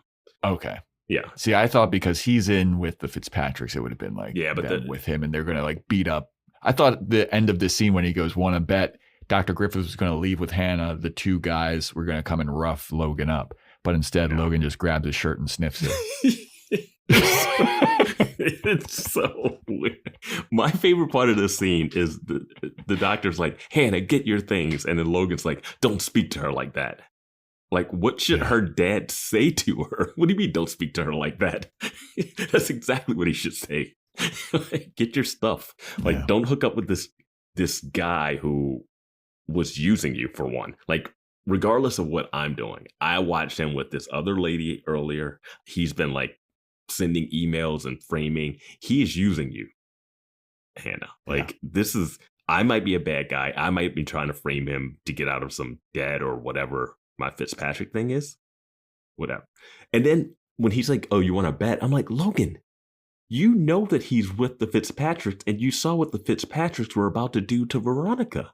Like, you are not untouchable. You were kidnapped by the PCHers before. Like, you are the panty clubs for homos. They're not even as badass as the Fitzpatricks. Yeah. So I'm like, and everyone knows where you live. Everyone knows where you go to school. You are not Everybody knows what you drive. Yes, we can't not see it. He's got the most peacocking fucking car in the world. And and then he falls in love hard too, man. Like, between the Lily thing and now this girl that he's only known for like 2 minutes. Yeah. And he was in love with Veronica too. Like, he's been in love in 2 seasons with like 3 people. Yep. That's a lot. Yep. Just count to 10 and you'll find another blonde. Like, it's fine, dude. Let her go. Heard Madison's single now. Yeah, let her go. Well, he also has been hooking up with Kendall too. So, like, dude, this guy. And then he hooked up with the Gabby? No, not Gab. Who did he hook up with? at that party that was cheating on Lily with. We're on a break. Oh, he just like made out with Bone Hamilton's daughter. Yeah, he made out with her. Yeah, he was dating Paris Hilton to begin last season too. Oh yeah, you're right. Yeah. Like it's fine, man. Just let. He's on that angel type shit where he is into blonde. Yeah, he's got a weakness for blondes, and apparently Bone Hamilton's. Every now and then he throw a Bone Hamilton's daughter into the mix. Yeah, I want Wallace to hook up with Cora, who's like the friend of Jackie. Yeah, the best character. She's the nicest so nice. Person. I also thought Jane was Logan nice. and What happened Tessa to Jane? Thompson? What happened to Jane? Yeah, Jane's gone, dude. What happened? Well, remember when Logan was like making eyes with Tessa Thompson? It felt like. It feels like he wasn't really going. He was pushing off of that. I think he wasn't that into it. She was more into him than he was into her. Where is she at? I don't know. She's at the airport hangar still. Veronica dropped her off and she was just been in stasis in that car. Yeah, she's an NPC just waiting. Yeah. But yeah, want to bet. Yeah, dude. He can do so much. I thought so much worse stuff was going to happen than what happens. Yeah, when the walk down did seem like it was going to be really bad, and I didn't even think it was going to be the dad walking out. I thought it was going to be the person that stole the briefcase or some other storyline, and it was the dad. And I was like, okay, yeah. So Veronica, she's at home with Keith, and they're talking about Hearst College, and he's like, "You should totally go there," and she's like, "I don't want to go there. I want to get far away from Neptune." And he's like, "Come on, it's far enough away." She's like, "No, it's not." And then she goes over to the mail and she reads her like freedom essay thing. And she's like, "Hey, Dad, what do you know about plastic explosives?" And Keith is like, "That's what I love. A good segue." And she's like, "No, but for real." And he's like, "Well, I mean, it could be used for construction, mining, demolition. It's got a lot of different uses like C4. And Veronica's like, okay. I love that they're just putting this together and spelling it out, and he's not even following up. It was like he's like, "Oh yeah," and demolition, and then she's like, "Huh," yeah, and it's like end of conversation. I'm like, you do know that she saw C4 in a thing, and she's asking this question. Are you guys not going to dive deeper into what you're talking about? Why is she asking you about plastic explosives? You should be like He brought the knowledge about the C4 to Sheriff Lamb so that they could find it to charge Terrence Cook. Terrence Cook, who was shot in San Francisco. We don't know what the fuck's going on with that guy. Yeah. But it's just like, Keith and Veronica can have a conversation about this. It doesn't need to be secretive because there's no way you go, "Tell me about plastic explosives, Dad." You mean the ones that you identified seeing and told me about? Yeah. Like, what? Yep. I just don't even. And why would you? And Veronica just be like, "Hey, I don't want to go to Hearst because there's a serial date rapist there, and you don't know my history because I haven't told you. But I don't want to go to school that I know that there's someone like that at." Yeah, like you can gamble that there might be some at colleges, but I don't want to go to one knowing that there's one. Yeah, I literally just investigated this case. Didn't solve it, but I investigated it. Yeah. I proved that one guy was innocent. Don't know who did it. He's still at large. It's probably Jonathan Taylor Thomas. But but I don't want to go to that school. Like, I know that that's there. It's a little traumatic, you know? And Troy might be going there too. You know, the drug dealing ex-boyfriend of mine. Yeah.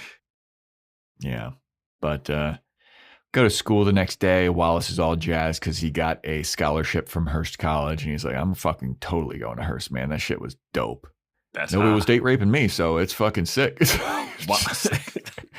Wallace has had fun at every college he's gone to. Wallace is having fun everywhere. Wallace is like living it up, man. The worst time he had was being shoved in the closet at that frat house. But with the Rashid or whatever his name was. But when he was going Rashard. with the Silicon Mafia people, he was nerding it up in front of them, and they loved him. Yeah, loved him as a nerd, loved him as a basketball player. He's gonna be okay. Yeah, but you know who's not okay? Logan, because he goes up to a pack of girls He's like, you guys seen Hannah? Hannah missed school today? Where's Hannah at? And they're like, didn't you hear? She got sent to a boarding school in Vermont. And Logan drops to his knees and looks to the sky and no! Camera swirls around. A fate worse than death! Oh, I guess he's back on trial for murder. Oh, no. This girl that he knew for a little bit got sent to boarding school in the late part of the year. This is insane. Yeah. You can't go to boarding school in Vermont this is like people are getting accepted rich enough. People are getting accepted to colleges. You can't start school at a different school that late. She's a sophomore. It's fine. It was the night before too, right? Like I feel like she packed up and put on a plane that night. Yeah. Hey man. I would love, like, I don't know if we ever see Hannah again, but I would kind of love if they just like wrote her off like this.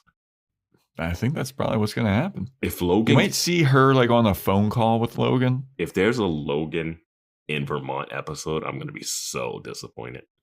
I do not want to see him in Vermont. I don't want to see anybody in Vermont. Wow. Joe throwing shade on Vermont. Shots fired at Vermont. Sorry, Vermont listeners. Deal with it. The Baja Blast Ply is good. Go get it. Earn some points back. But yeah, Logan is fucking shook that Hannah has been sent to boarding school in Vermont. So then we go to Veronica, and she is walking around on a construction site, and she's asking a construction worker about C4, and she's like, hey, so like if we win this essay thing, like we get to push the little thing like Bugs Bunny to make it explode, to make it explode. And he's like, yep, C4 is great. It's going to be cool. If we use it correctly, it'll implode the stadium, not explode. And Veronica's like, cool. And she sees all the C4 and she's like, yep, this is the same stuff that I found at the hangar. And she looks over and some other guy is screaming to the dude that Veronica's with. And it's revealed that it's Danny Boyd, one of the Fitzpatricks, aka Taylor Sheridan. Yeah, he works on the construction site that Veronica's at, and she's like, "Oh boy, the plot thickens." She's like, "Am I gonna have to think that the Fitzpatricks did this frame job and or the bus crash?" Yep, that's the end. And that is the end of the episode. So yeah. What do you think of this one? Where do you rank this one, Joe? I'd give it a C. Give it a C. Not a C plus, not a C minus, just a solid C. Yeah, I don't know, man. Some things, I think the B story is very boring. What would you say is the B story? The B story is... the Cliff and Keith thing? Yeah, I guess that's the C story? Yeah, because I guess the B story would be Logan and Hannah. Right, yes. So yeah, I guess the C story is very like whatever. Because they introduce some weird stuff and then they leave it open. The thing they have two scenes that they just leave open. Like when they have the escort come over, we get really nothing out of that. And Keith is like, I can't believe you, Cliff, that you thought she was an OB, that she was a gynecologist or whatever, or a doctor, right? And it's like, all right, that's fine. Whatever. Yeah. But it's setting up the stakes for like someone stole after Logan, or I don't know. There's some Fitzpatrick stuff or nonsense.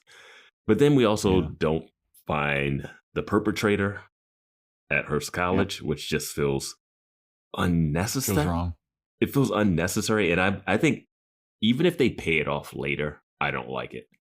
Like even if they like somehow be like, oh, this person did this and they were the person that did this, I'm not going to be satisfied. I think that needs to end this episode. I think they need to set it up and pay it off this episode.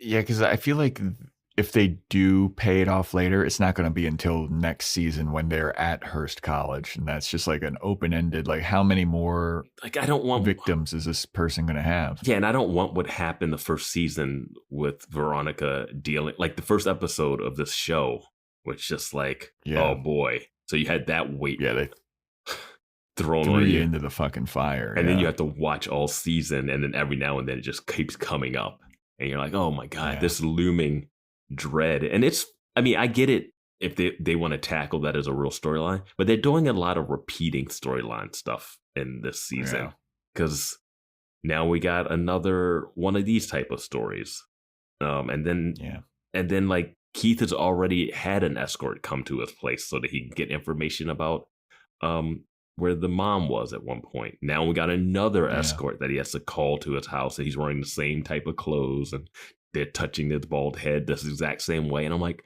we did this already. We did it. Oh, and then we even brought Troy back. Yeah, I mean, we had Leo was dating Veronica. Now we got Lamb dating Madison. I was just like, what are we? Whoa. No, nobody said that we were dating. I mean, just like no, we're not dating. No, it's just I thought we were just having a little bit of fun. Just like, and we got Logan in the same situation with this other girl, and I don't know. Yeah, and she just gets sent away. Hannah just gets shipped away.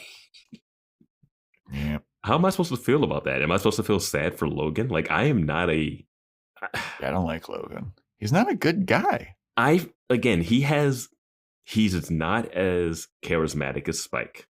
Like, he's nowhere near that level of Spike, but he's serving that same purpose of the bad boy person. But they're also trying to make us feel like real sorry for him at times. And I'm like, he put Hannah through the ringer here. This is not cool. I understand why he did it. I completely understand why he did it. But you shouldn't get I don't know. Well, the next episode is titled Plan B. God, I'm terrified. We could go the route of like Plan B, the birth control thing. Mm-hmm. I'm going to go a different route. Mm-hmm. I'm going to say that in this one, it's revealed that Veronica doesn't get the Kane scholarship, so she has to figure out a different way to pay for college. Yeah, she's going to Hearst College. I mean, they've already showed us the campus. It's happening. Yeah, they should. We've got the set. We already had the lady say, "Hey, I could get you a scholarship. I could hook you up." Yeah. Veronica's not going to get into any of her colleges that she wants to, except for Hearst. That's her safety school, and she's going to have to just go there. I actually really love that as a prediction. I'm going to say, I'm going to say this episode coming up has something to do with Aaron Eccles. Okay. And his trial. Okay. And I think, I think it's going to come down to the plan of whatever Kendall did with Duncan's bathroom. Oh, yeah, when she stole Logan's hair, Duncan's hair. Whose hair did she steal? You said she's Duncan's hair. She retrieved some of Duncan's hair, yeah. No, I have to say, I thought about this like after you had mentioned it, because I had always thought she was like putting something there, but Wiki said she's taking it. How is his hair still in that drain after months? Because I'm assuming that they let housekeeping come in and clean. Oh, yeah. Like, so it's been months. Why would his hair still be in that drain? It has been a while since Duncan disappeared. Yeah. Yeah. Yeah, that was 5 episodes ago. But like in the time frame that has gone past, like he was gone before the winter, right? Was the winter episode after? So the episode where he escapes and flees the country it aired January 25th, and this one aired in March. So it has been a couple months. I mean, I don't even care about the time of the episodes. I'm saying, when did the winter one happen? The winter episode, was that after? Yes. So he's been gone, and now it has to be like spring because they're getting like acceptances to college and stuff. So it's been months. Yeah. Well, we see them walking around outside, and they've got just like light jackets on and stuff at the Hearst College. Yeah, I mean, they had light jackets during the winter festival too. So I mean, but Veronica had that green puffy coat. There was a dunk tank, Joe. So I'm just saying, it's been months. My friend was on that bus. I'm just saying, it's been months, and somehow he's like, go get Duncan's hair from the drain. Like, the cleaning people would at least clean. Not you, yeah. The cleaning people, yeah. It's whatever. There's a lot of convenient payoff stuff that's coming. Yeah. And it all has to do with hair. Hair solves the day. A bag of hair unraveled a whole case and found a second victim. It's insane. But that is our episode on the rapes of Graff. Thanks everybody for listening. Join our Discord. Let us know what you thought of the episode, what you're thinking about Veronica Mars. Join our Patreon, patreon.com / Boys Watching Buffy. We're covering Freaks and Geeks. Look out for Devil Wears Prada and all the other stuff we got going on there. Instagram and TikTok at Boys Watching Buffy, boyswatchingbuffy@gmail.com. If you want to shout out, Apple Podcast 5-star rating and review, Spotify 5-star rating, screenshot it, send it into us. We got the wish list going on. I still have a lot of energy drinks. Yeah, I think I'm good on energy drinks for a while. Yeah, I don't know what's on that wish list. I haven't put anything new on it. I don't either. Yeah, I haven't updated that at all in a minute. But it exists, as does our merch, which is also linked in the show notes. Yeah, thanks for listening. Stay tuned next time for when we talk about Plan B.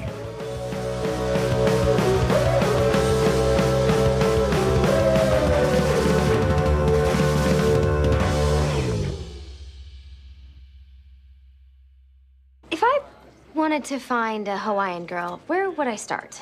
In Hawaii? Seltzer Kings podcasts.